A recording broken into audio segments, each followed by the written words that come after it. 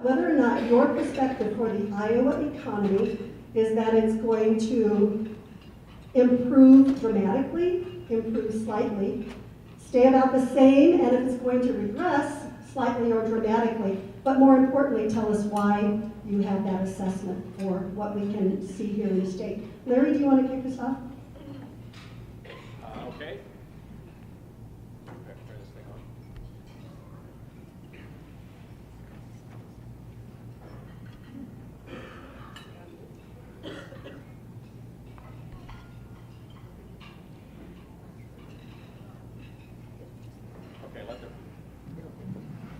Let the record show that it took 3 people to help the CEO figure out how to turn the mic on. And let's be honest, it was none of us. It was Carol that came up that figured it out, right, Larry? And also let the record show, I think it's the second time in my life that I've ever gotten to go first. So I would be in the, well, first, let me say that Iowa has been outperforming sort of the national economy for a number of years. And hopefully all of you see that and feel that in your businesses. So I think that's an important foundation for answering the question as it relates to how is Iowa going to do in sort of 2015 and 2016. So I start with the notion that Iowa has been outperforming. And having said that, I'm sort of in the kind of improved slightly sort of camp. And that's not a bad thing. That's not negative. That's just a reflection that as we continue to outperform the economy, I think that becomes more difficult. The reason I'm a little bit more in the slightly category is really because I do think it's going to be a little more difficult year in agriculture. I look forward to hearing what Don and Debbie and Art have to say around that, but my perception is that it will be a little bit more difficult. Iowa still has significant exposure to the agricultural economy, so that's why I'm a little more cautious as it relates to 2015. So I would follow Larry's comments. I would agree that slightly better, some concerns potentially in the ag sector, strong employment rates, long-term rates remain low, and fuel prices are down. So I think all of those things are favorable. So overall, favorable, slightly favorable. Well, I guess I would also be in the improving slightly camp. Let me just give you a little bit of statistics. In fact, I was really grateful that Terry gave a shout out to the Patel study, because any of you that know me, I'm a collector of data, but more importantly, I'm a person of action. So here's what Patel says, that basically Iowa is faring very well, largely due to the diversification of our economy. And I want to give you just some statistics to kind of set that up, why they say that. Productivity is high. As of 2013, Iowa's economic output in real inflation-adjusted terms was 5.9% higher than the pre-recession levels of 2007, outpacing the national growth of 4.7% during the same time period.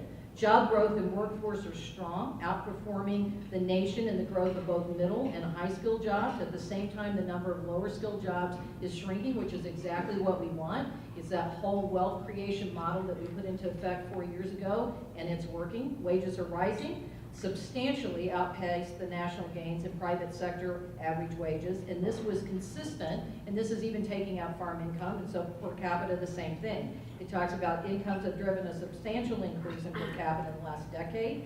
Iowa's non-personal income, farm personal income also grew 20%, eclipsing the national growth of 14% of the same time. We have also increased industrial and university research and development, outpacing the national. All of those indicators that we pay attention to saying, are we gaining wealth? Are we growing our economy? Are we raising incomes? So Iowa's industry clusters are truly driving our economy, and they are robust, and they are diverse, and it has a statewide impact. We have much to celebrate. However, I will tell you there are some growth challenges on the horizon, and how we address those and decide how we're going to do with them for public policy will truly set the pace of what our growth is going to be in the future. So I look forward to having that conversation. Thank you.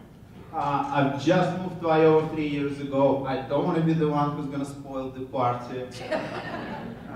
We're always more pessimistic in academia, right? So my prediction would be the economy might regress slightly. I do research in global finance and international finance, and last night I was thinking, If Iowa were a country, if you would put Iowa on the world map, which country would it be? And I tried to find a country, and I found a great country, New Zealand. 3 million people living in Iowa, 4 million living in New Zealand. The size of the economy is very similar, same main manufacturing, agriculture, financial sectors, same GDP per capita, 42,000 per person. However, what they can enjoy in New Zealand and we don't have are the way how we are exposed to global economic shocks. So Iowa is more prone to global economic shocks than New Zealand. Why? Because we cannot print our own money, we don't have an independent central bank. And there are a lot of global economic dangers right now on the horizon. One of them, deflation fears in Europe.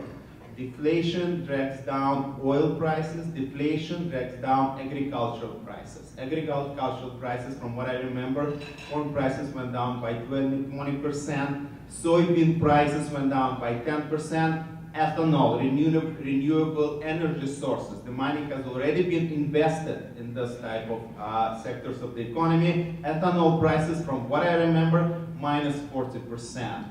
So we are subject to those global economic shocks. And it's not only the low oil prices that scare the investors in North Dakota, right? They are less subject to low oil. It's the uncertainty about oil prices. Businesses can adjust to low oil prices, not a big deal, more money in the pockets of Iowan consumers, right? It's the fluctuation. So if you look, for example, last earnings reports by Caterpillar and John Deere, they went down because the demand for their equipment, demand for their tracks from Texas and North Dakota went down. So this is my a little bit more cautious approach that Iowan economy is subject to global economic shocks, and one way or another, businesses in Iowa will have to deal with them.